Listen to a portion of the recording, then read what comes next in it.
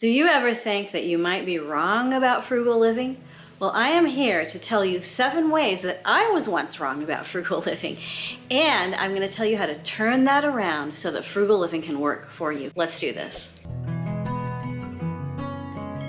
Welcome, I'm Amy, and here at Frugal Over 50, I give you tips and tools for frugal living. Para mis amigas de habla hispana, bienvenido. El día de hoy vamos a hablar de nuestros errores en la vida frugal.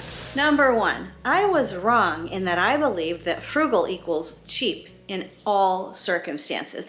I believed that given a range of choices, choosing the least expensive or free option was always the best choice because it was the cheapest. In other words, it would cost me the least amount of money up front. What I missed there was that sometimes cheap is not the same thing as frugal because it's a better value to buy something that might be a bit pricier but a bit better quality. For instance, if I buy shoes that are terrible for my feet, I'm going to spend money at the doctor's office. If I buy shoes that are super cheap and I have to replace them all the time, then I'm going to end up spending more than if I just bought a decent pair right up front. So being cheap and being frugal, really not the same thing. Number 2, I believed wrongly that frugal living takes willpower. And I thought willpower was this sort of magical substance that some people were born with and some people weren't born with. And that if you had it, you could live frugally. And if you didn't have it, you were going to struggle all your life and you were going to overspend. It was very dramatic, my thought process about this. I've become convinced that willpower is not a thing that has anything to do with frugal living. Frugal living, as Sukhumbi has told us many times, is the act of being very intentional with our spending. And being intentional is different than having willpower. Willpower seems to suggest something like, I really want this thing that is terrible for me, but I'm not going to let myself have it. Aren't I good? Aren't I virtuous? That's willpower. And I don't think that has anything to do with it. Frugal living, when you're really doing it, has to do with establishing your priorities and living by them and taking yourself seriously, taking your own wants, your own needs seriously enough to go for what matters to you. Living in a way that matches your priorities for your life, for your family, for your community, for the world. That's frugal living. I'd like to take a minute to thank LILYSILK, the sponsor of today's video. I'm really enjoying my LILYSILK polka dot scarf that I'm wearing in today's video, and I've really benefited from their products. I grew up mostly wearing clothes made out of artificial fabrics, and I have really wanted to get into the good value that is natural fibers. LILYSILK produces 100% mulberry silk fabric for use in all sorts of textile applications. The fibers, of course, are natural because they are silk, and silk production produces less waste than, say, even cotton production. LILYSILK is sourced from mulberry trees. These require less water than cotton to grow, and they are not sprayed with pesticides. That's to protect the soil. And the fabric remains are also used to make accessories like eye masks and scrunchies and these beautiful pillowcases that I'm absolutely loving in my bedroom. And so they're working with TerraCycle as they commit to zero waste production. Silk as a natural fiber takes only 1 to 5 years to decompose, which is up to 50 times faster than the synthetic materials I grew up wearing. And LILYSILK goes to great lengths to keep their products clean and toxin-free with OTEXO certification. This fabric that I'm wearing around my neck here, 100% mulberry silk, which has a shimmer and a sheen. It drapes beautifully, very well finished. And LILYSILK points out that unlike synthetic fabrics, this will keep you cool in the summer and warm in the winter. And I especially want to highlight this pillow made of remnants. I really wanted to try this because I love the idea of making a zero waste because you make pillowcases out of scraps. It's so beautiful, fits beautifully in my room, so comfortable. The seams are so smooth that I don't feel it on my face. And LILYSILK points out that when you sleep on a natural fiber, when you sleep on silk, it doesn't bunch up the skin of your face, it doesn't tear out your hair, and so you're left feeling healthier and, dare I say it, perhaps a bit more youthful in the morning. Isn't that a wonderful thing? Just as beautiful in the front as in the back. This particular pillowcase has a lovely zipper top. This eye mask has a beautiful, stretchy, flocked headband in the back so that I can easily adjust the length so it fits really well.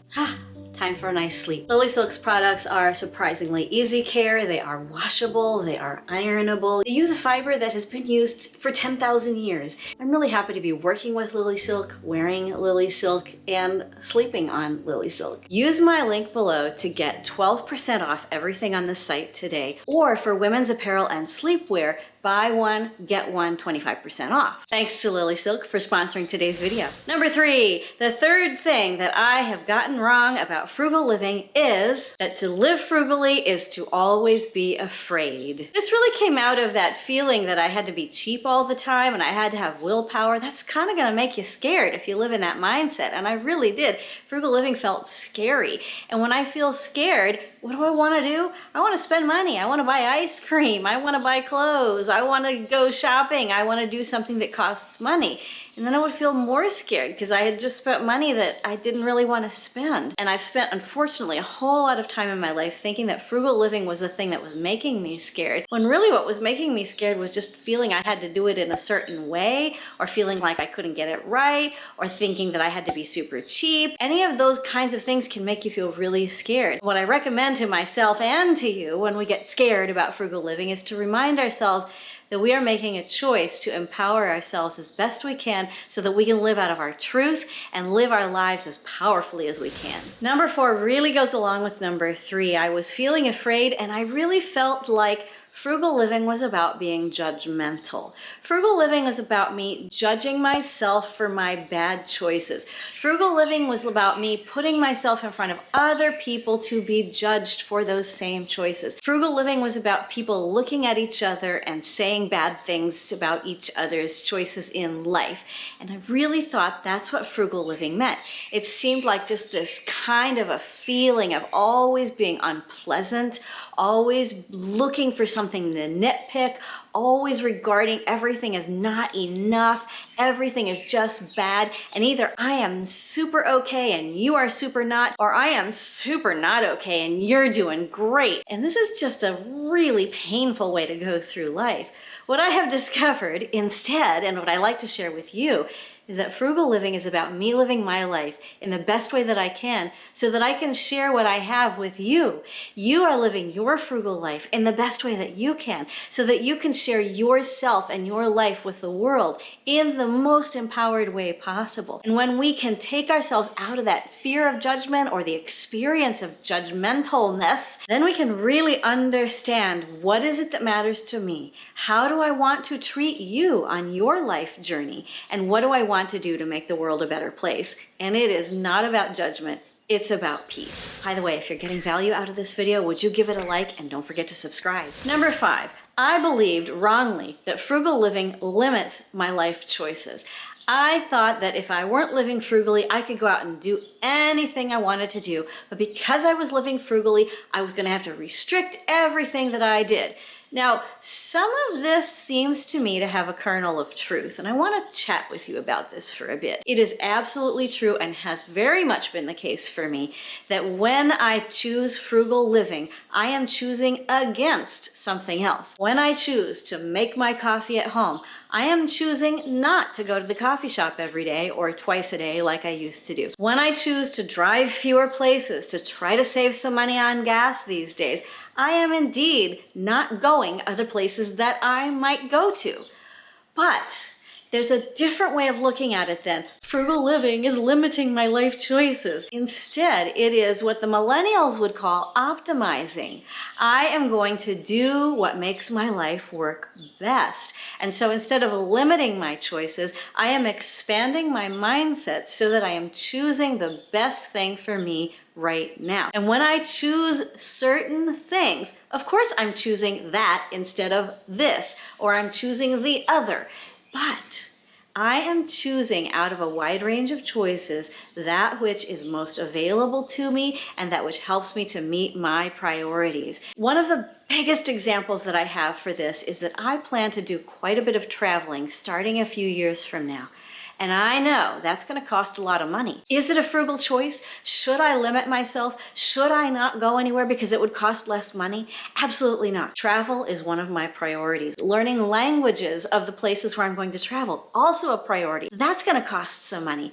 These things matter. And so I will choose travel. I will choose language study over some other things because that's what gets me where I want to go. Does it limit me? Well, maybe, but that's just because I'm one person and I can't do absolutely everything. But thinking of frugal living as shrinking your life is exactly the opposite of what is actually happening. When you make a frugal choice, you are expanding your life in the direction you really want to go. Number 6, I used to believe wrongly that frugal living was just for religious people. Many religions around the world teach people to be very careful with their possessions and not overconsume and all kinds of lovely things like that. And I thought, what about those of us who aren't religious and who might not fit into any particular religion? Do we really get to be frugal too, or do we have to become religious to become frugal? That sounds really silly when I say that right now, doesn't it?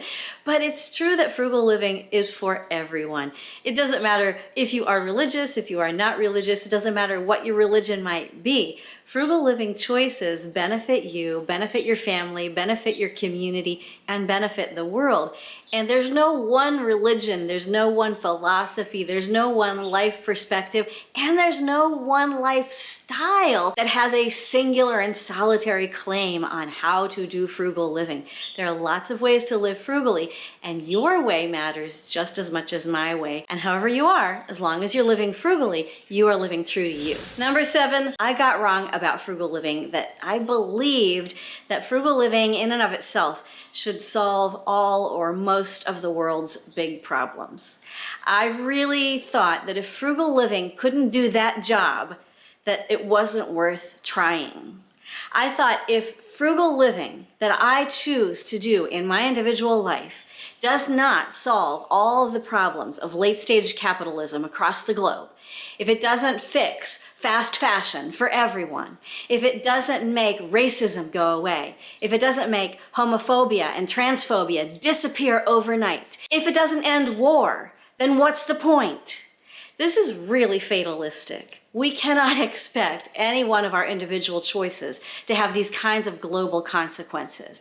And there are things in life that you're probably thinking, yeah, that makes me mad about planet Earth. Why doesn't frugal living fix it? I'm making all the best choices I can. Why does it seem like the world is burning around me? Wherever you are and however you are living, you're going to find things that you cannot fix. And I'm going to find things that I cannot fix. I don't like it. I really, really don't like it.